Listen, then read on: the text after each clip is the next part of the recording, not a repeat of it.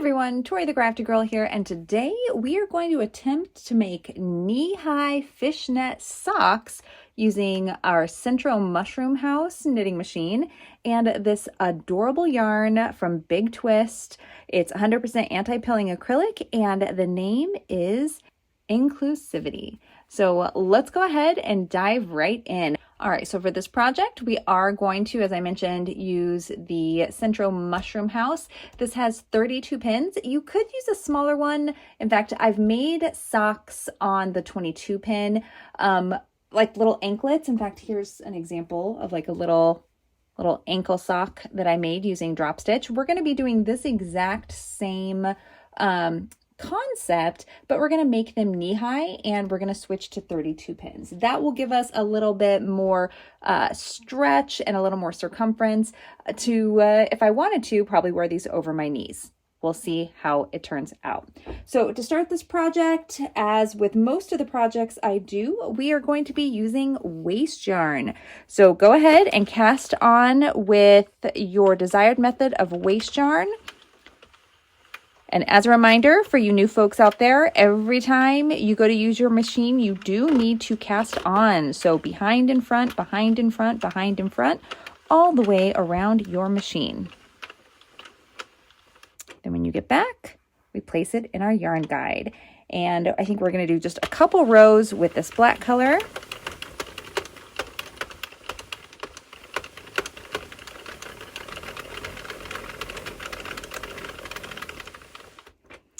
And then I'm going to switch to a ripcord. And a ripcord, again, for those of you that are new, is just one additional color that contrasts with your working yarn. And this will just make the bottom yarn much easier to remove once we finish the edge.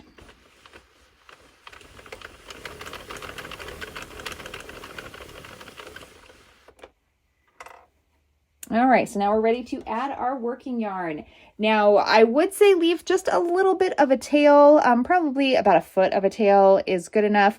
And that is really just so that you have enough to weave in a few times once we are done. So we are now on our working yarn and we've switched here. And now we are going to knit 40 rows. Now, since you don't have a row counter, it is important that you keep track of this somehow. I have this little handy tool right here, but usually what I do when I'm alone is just say all the numbers out loud and then use a piece of paper to write it down if I get distracted. Because of my neurospicy brain, I tend to forget what I did 2 seconds ago. So having something like this really does come in handy. And there's a number of different counting mechanisms that you can actually purchase. I do find that one super useful though. All right, so we'll knit 40 rows and then I'll meet you back here.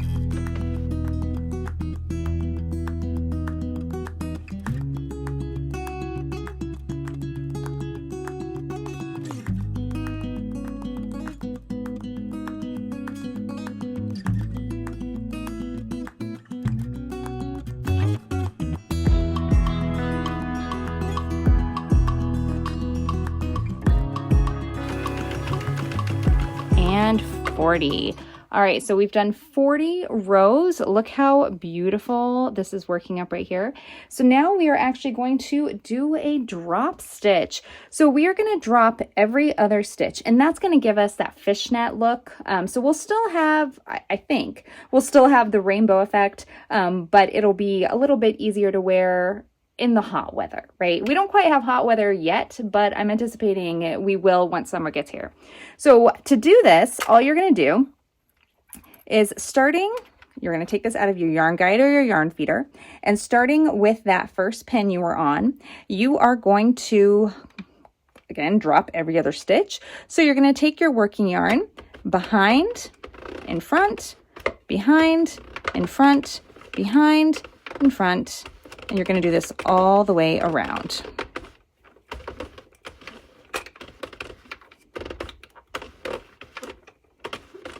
And essentially this is releasing every other stitch so that it'll be live and it will drop all the way down to the bottom of your work.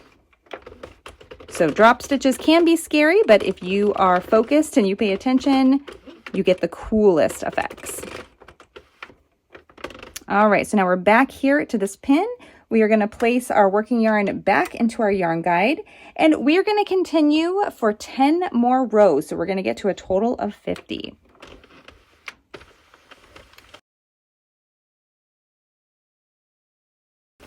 And 10. Now that we're back here, once again, we are going to cast off with waste yarn. So we're going to take our contrasting color, place it in the guide, and then we will knit a few rows until it falls off of the machine.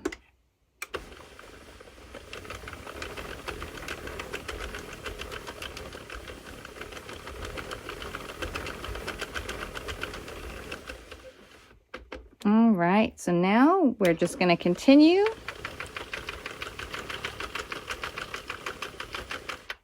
And you will start to see it just fall off the machine.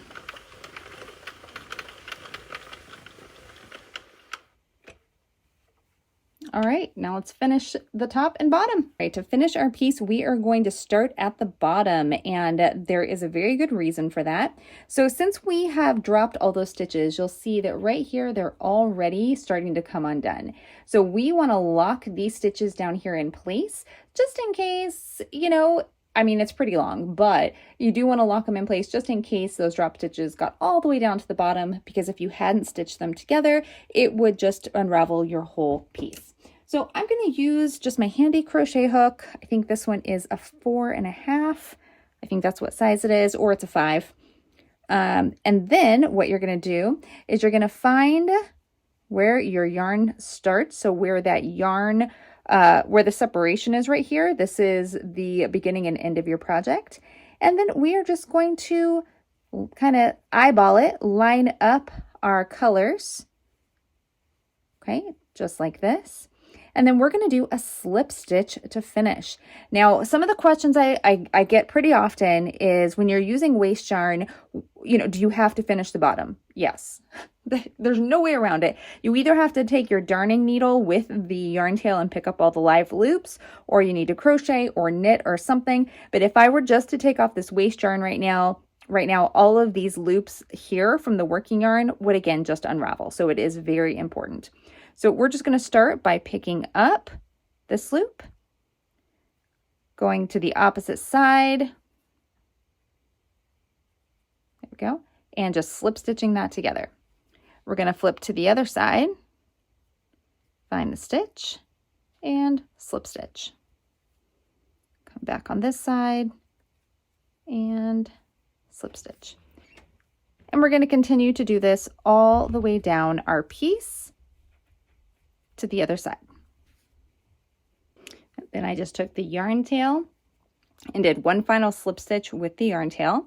So now we're going to take the waste yarn off of the bottom. So this one row of pink, my ripcord, the reason that's there is because bottom waste yarn, when you're working with a circular knitting machine, is very difficult to remove. A lot of people tend to cut it off, but I reuse my waste yarn or use my scrap yarn for other projects. So I use the ripcord.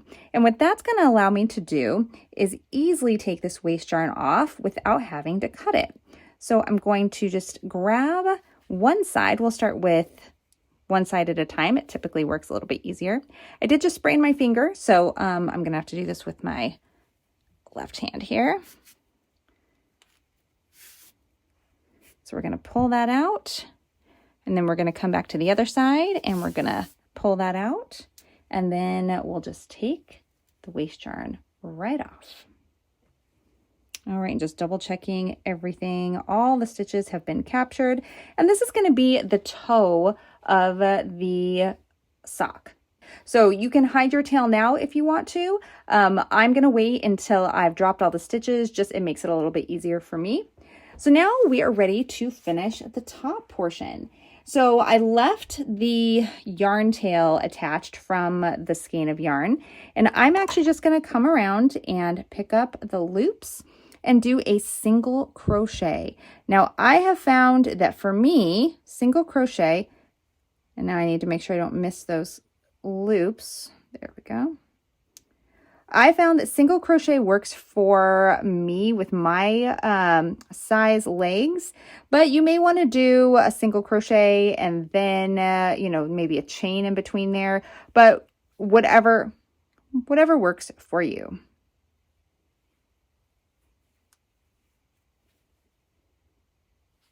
So again, just picking up all these loops using a single crochet. And we'll do that all the way around.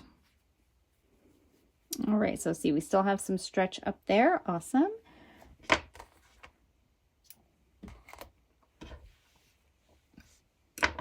All right, now this top waist yarn will actually just come off very easily. So you can just unravel that. There we go. Again, just double check that we didn't miss anything up here at the top. All right, and then I am going to go ahead and hide this tail. All right, so now is the fun part. So now we are going to create that fishnet look. So to do this, we're just going to, and you probably already see already, you're just gonna give it a tug.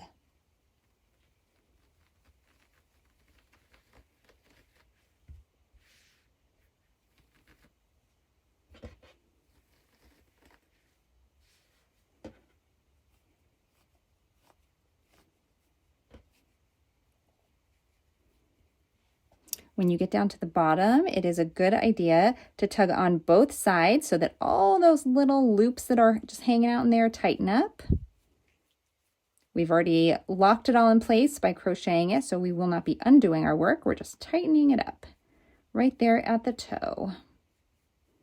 All right, so now we can go in and hide our yarn tail.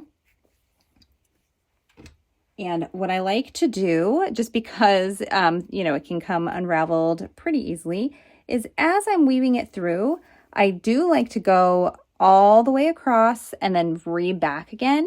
And then I also, one little tip when you're hiding this in this yarn is I'm actually going through the fibers of the yarn. So instead of just going through the loops, I do want to make sure that I'm just picking up just a couple from each side of those strands. It does tend to lock it in place a little bit better, especially with slippery yarn. All right, so we'll just hide this and then we'll come back and finish them off. Now, once you have your socks, depending on how tight they are, they may be just fine for what you're looking for. For me, no matter what, socks always fall down, so I need to reinforce the top. Especially with this size right here, these actually measure, let's see, they are going to be a total length. This pair is about 32 inches long. For me, that's going to fit over my knee, which I really like that look, but again, it'll slide down. So a couple of options for you to consider. One of the easiest options is just to crochet a drawstring and just give yourself like a little ribbon that will tie around, and you can weave it in right through each of those stitches there, tie it on, and you know, that's one super simple option. You could also add additional things, like in this case, you could add some matching fringe if you wanted to have a little bit of fun up there. And another way to really tighten the top is by using elastic thread. So this lightweight elastic thread on the back of your work, what you could do is just go through and stitch around a few rows, and that would still give it some elasticity without taking away from the look that is right here. So lots of options. Now the big test is to see how they look on.